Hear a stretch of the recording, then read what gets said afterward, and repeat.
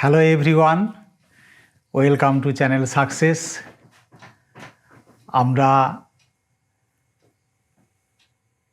প্রতি রবিবার যেমন কারেন্ট অ্যাফেয়ার্সের বিভিন্ন বিষয় নিয়ে আলোচনা করি, আজও সেই আলোচনায় এসেছি।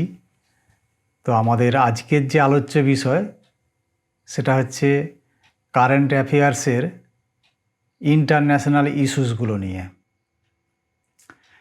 একটা পরিকল্পনা করেছি যেটা যে ইন্টারন্যাশনাল ইস্যুস রিলেটেড যে সমস্ত বিষয়গুলো রয়েছে এক লাইনে এরকম কিছু কারেন্ট অ্যাফেয়ার্সের হেডিং বলে দেওয়া, যে হেডিংগুলো থেকে তোমরা ইন্টারভিউয়ের প্রস্তুতিও নিতে পারবে এবং কিছু কিছু ক্ষেত্রে রিটিন টেস্টের জন্য প্রস্তুতি নিতে পারবে। সাধারণত রিটিন টেস্টের 3 মাস আগে যে ঘটনাগুলো ঘটে সেগুলো পরীক্ষার প্রশ্নপত্রে থাকে না, আর তার আগের যে 6 মাস বা 1 বছর সেগুলোর যে কারেন্ট অ্যাফেয়ার সেই প্রশ্নগুলোই সচরাচর দেখতে পাওয়া যায়। এক্সেপশনাল কেসে দেখা গেল 2 মাস 1 মাস আগেরও হয়তো কারেন্ট অ্যাফেয়ার্স প্রশ্নপত্রে দেখা যাচ্ছে। নর্মালি যেটা হয় যে যখন রিটিন টেস্ট হচ্ছে তার 3 মাস আগের কারেন্ট অ্যাফেয়ার্সগুলো পরীক্ষায় দেওয়া হয় না। কিন্তু ইন্টারভিউয়ের ক্ষেত্রে ব্যাপারটা আলাদা। ইন্টারভিউয়ের ক্ষেত্রে যেদিন তুমি ইন্টারভিউ দিতে যাচ্ছ সেদিনের ব্যাপারও তোমাকে জিজ্ঞেস করা হতে পারে। কাজেই যারা ইন্টারভিউ দিতে যাবে তাদের ব্যাপারটা একটু আলাদা, আর মূলত তাদের ব্যাপারটাকে মাথায় রেখেই এখানে যে কারেন্ট অ্যাফেয়ার্সের বিষয়গুলোকে তুলে ধরার চেষ্টা করা হয়েছে ইন্টারন্যাশনাল ইস্যুস ক্ষেত্রে।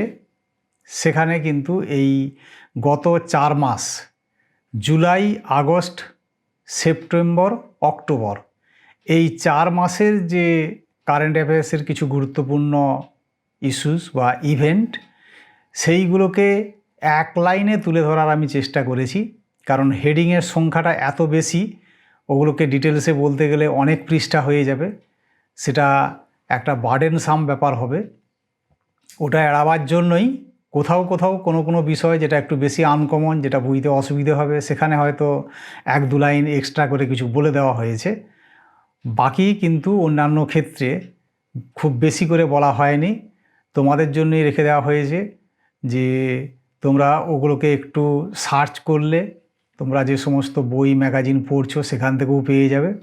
শুধু হেডিংগুলো তোমাদেরকে জানিয়ে দেওয়ার উদ্দেশ্য একটাই, যে এই বিষয়গুলোতে একটু করে জোর দিতে হবে।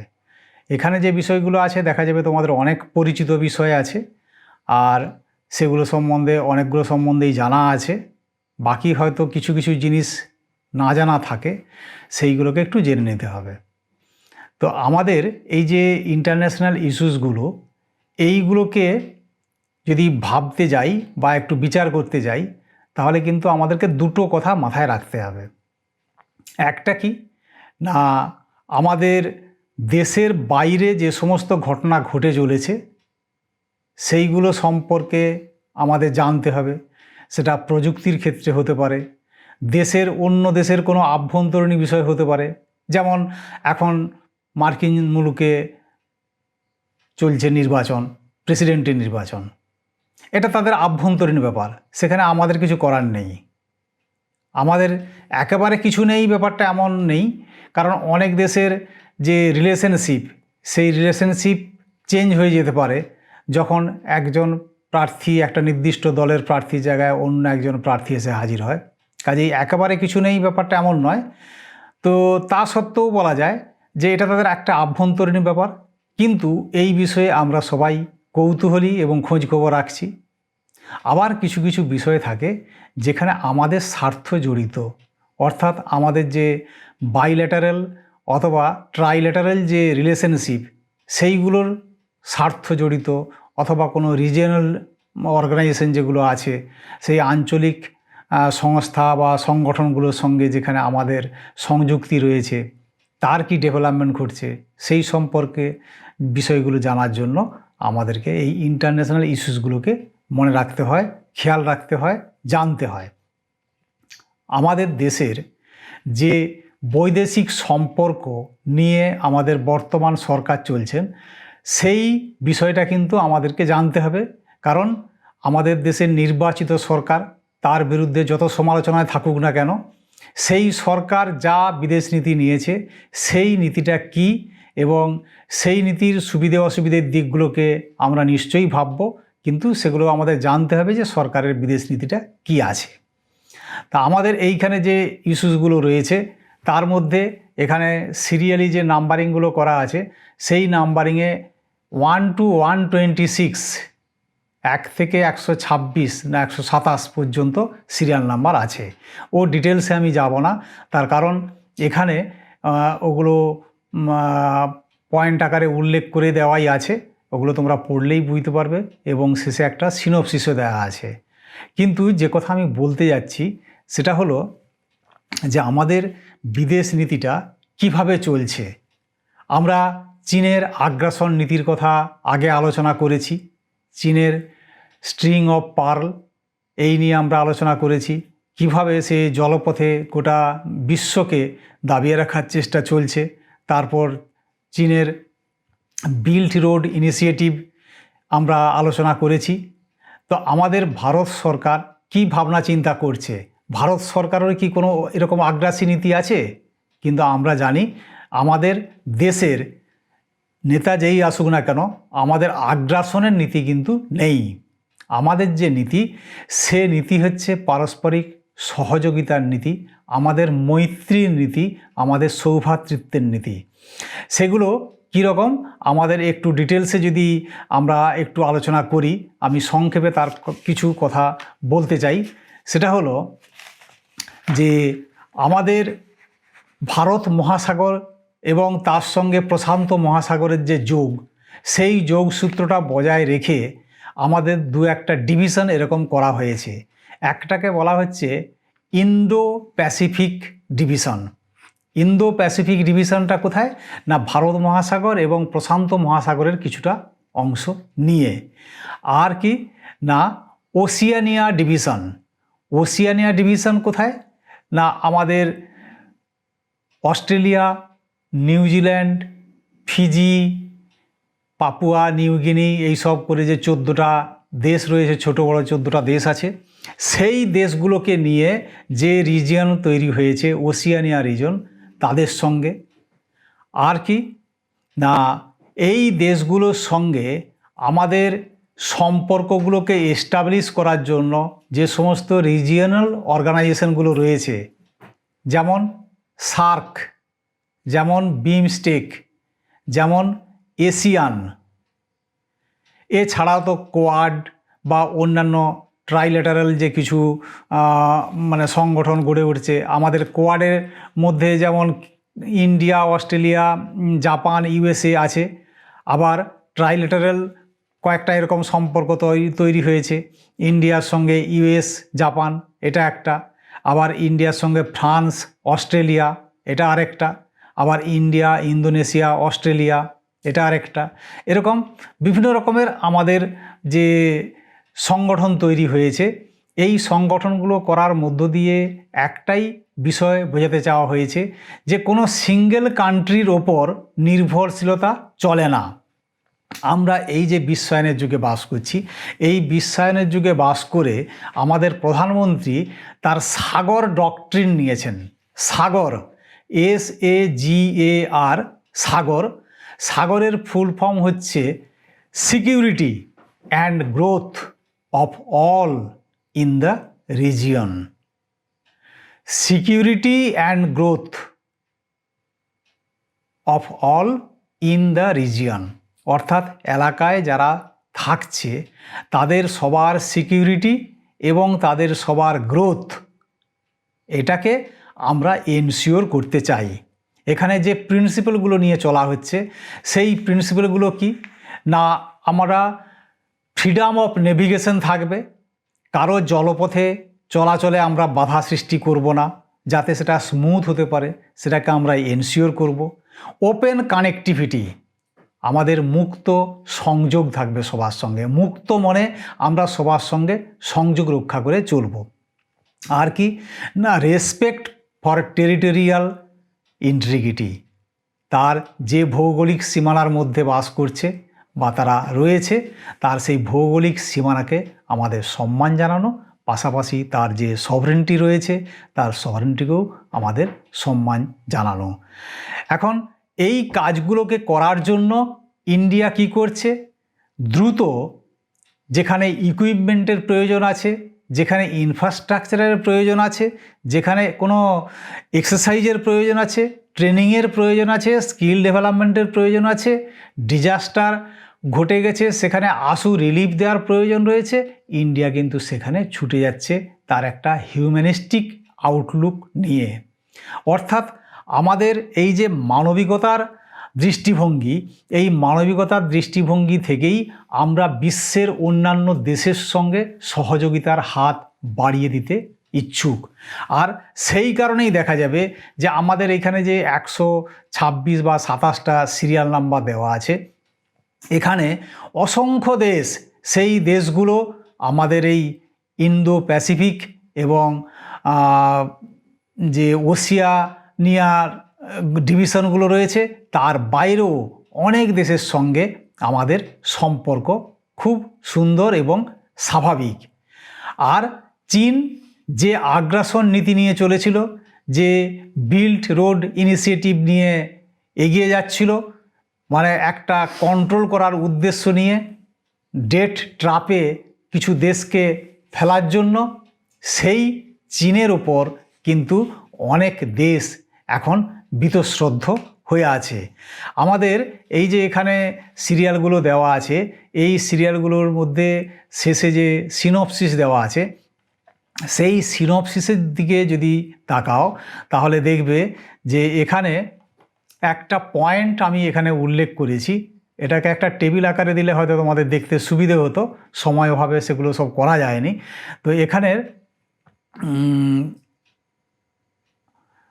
Action taken against China and Pakistan by other countries, 2 number সিরিয়ালে যেটা বলা আছে, action taken against China and Pakistan by other countries. আমরা নয়, আমরা ভারত বা ভারতীয়রা এই দুটো দেশকে নিয়ে আমরা নাজেহাল হয়ে গেছি, আমরা বীতশ্রদ্ধ হয়ে গেছি। কিন্তু শুধু কি আমরাই শুধু নয়, আরও দেশ, সেই দেশগুলো কি করেছে সেগুলো এখানে দেখো যে সিরিয়াল নাম্বার দেওয়া আছে 23, 36, 39, 69, 73 ইত্যাদি করে আছে। তার এরকম যদি এরকম 69টা ধরি, 69 বা 73, 69-এ দেখো কি আছে। 69-এ বলা হচ্ছে Myanmar pushes back against China funded China Myanmar economic corridor. আমরা সিপেকের কথা আগে পড়েছি, এখন সিপেকটা কী ছিল? চায়না পাকিস্তান ইকোনমিক করিডর, যেটা আমাদের পাক অধিকৃত কাশ্মীর, ওখান দিয়ে ওই রাস্তাটা যাচ্ছিল। ওখানে ভারত প্রথম থেকে আপত্তি জানিয়েছিল যে এই যে ইনিশিয়েটিভ নেওয়া হয়েছে এটা ইন্ডিয়ার জায়গার ওপর দিয়ে নিয়ে যাওয়া হচ্ছে, বিতর্কিত জায়গা দিয়ে, এটা হওয়া উচিত নয়। সেরকমভাবেই চায়না কিন্তু সর্বত্রই এই কাজ করতে চলেছে। মায়ানমারের সঙ্গে তারা করেছিল চায়না মায়ানমার ইকোনমিক করিডর, সিপেকের মতোই সিমেক। এখন মায়ানমার কি করছে? মায়ানমার পুশেস ব্যাক এগেনস্ট চায়নাকে পুশ ব্যাক করছে, ঠেলা মারছে, আর দরকার নেই। কেন?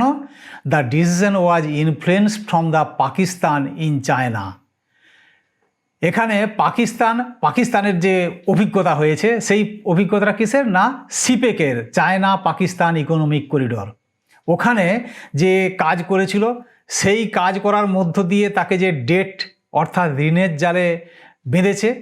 আবার শ্রীলঙ্কার হাম্বান্ততাতে তাদের পোর্ট ডেভেলপ করছিল China, and with Sri Lanka being push towards debt trap, এবং শ্রীলঙ্কাকেও কিন্তু ওখানে ডেট ট্র্যাপে ফেলা হচ্ছে। এই অভিজ্ঞতা থেকে মায়ানমার চীনের যে ফান্ডিং, সে ফান্ডিংকে রুখে দেওয়ার চেষ্টা করছে। তারপর দেখো 73, এটাও ছিল। 73-তে আছে কি?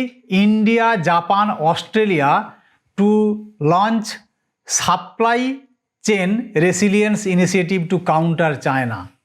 চায়নাকে কাউন্টার করার জন্য ইন্ডিয়া, জাপান, অস্ট্রেলিয়া এরা সাপ্লাই চেন রেসিলিয়েন্স ইনিশিয়েটিভ নিয়েছে, যাতে করে যে চীনকে যদি আমরা রুখতে চাই তাহলে আমাদের পরস্পরের সাপ্লাই চেনটা যাতে অব্যাহত থাকে তার জন্য আমাদের ইনিশিয়েটিভ নিতে হবে।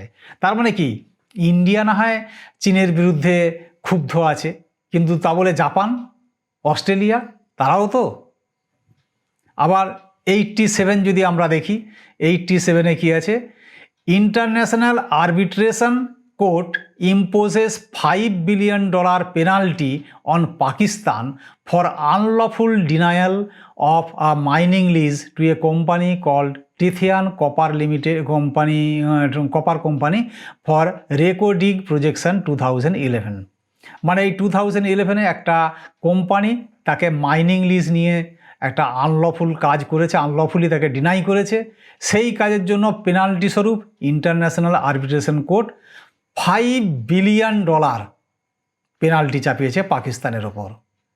তার মানে এই যে দুটো দেশ, এই যে যতগুলো সিরিয়াল এখানে উল্লেখ করা আছে, ওই সিরিয়াল নাম্বারগুলো দেখলেই তোমরা বুঝতে পারবে যে কতগুলো দেশ বা ইন্টারন্যাশনাল অর্গানাইজেশন এই দুটো দেশের উপর কিভাবে ক্ষুব্ধ আর তাদের আচরণে এবং তাদের কাজকর্মের মধ্যে।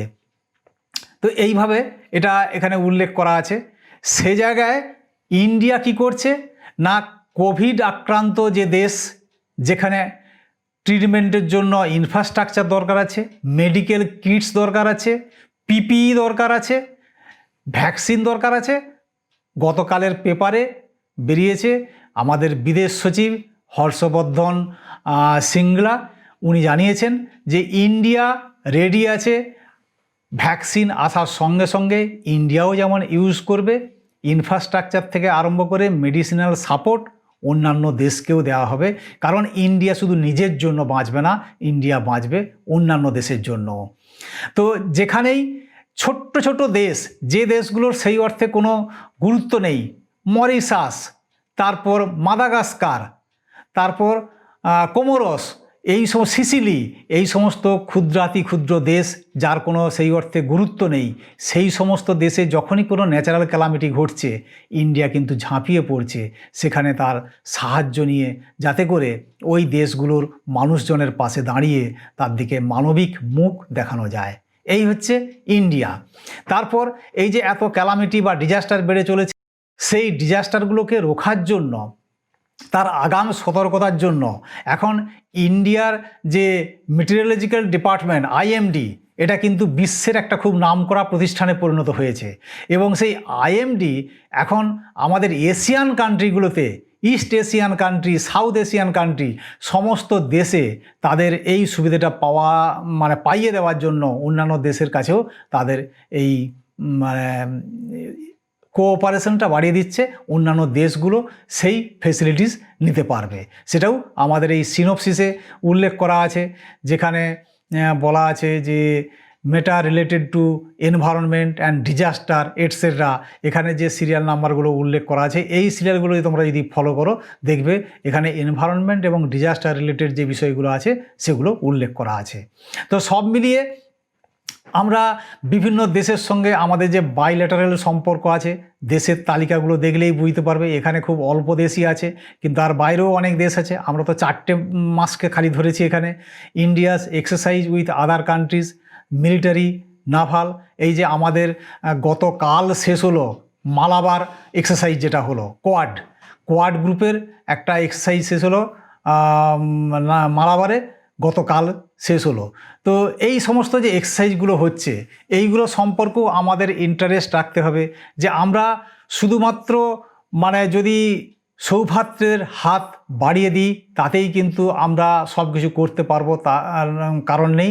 কারণ এখানে অনেক শত্রুপক্ষ আছে, তাদেরকে যদি ঠিক করে মোকাবিলা করতে হয়, তার জন্য আমাদের সমস্ত দিক থেকে আমাদের সিকিউরিটিকে যদি এনশিওর করতে হয়, তাহলে কিন্তু আমাদেরকে সব দিক থেকে তৈরি থাকতে হবে।